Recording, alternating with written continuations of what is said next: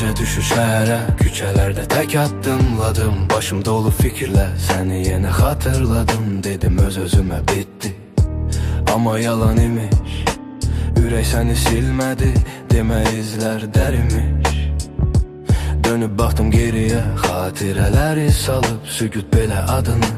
Gecələrdə pıçıldayıb qaçdım bu hisslərdən.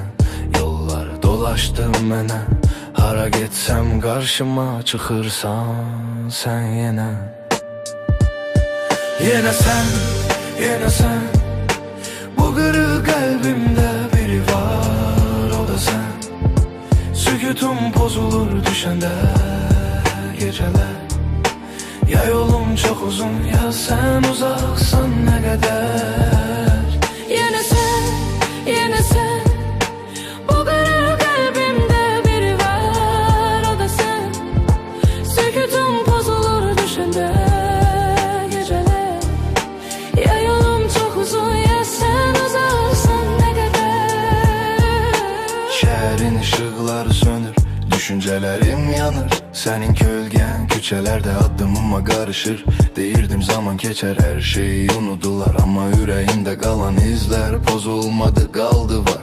Bir tarafım sus değil, biri seni çağırır. Sanki taleyim seni yine mənə qaytarır. Görmezden geldim bazen gururum sakladım beni. Ama her hikayenin sonunda var yine.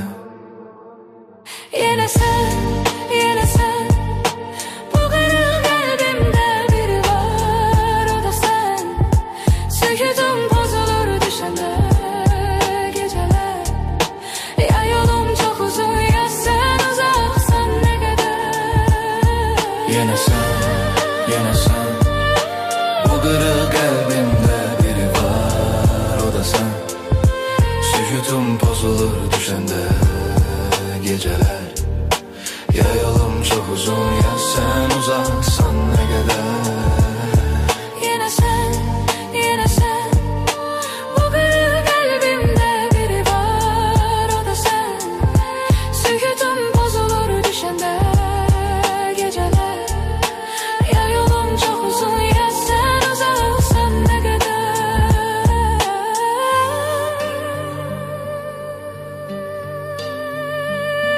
Yine sen, yine sen, bu kırık kalbimde biri var, o da sen. Sükutum bozulur düşende geceler.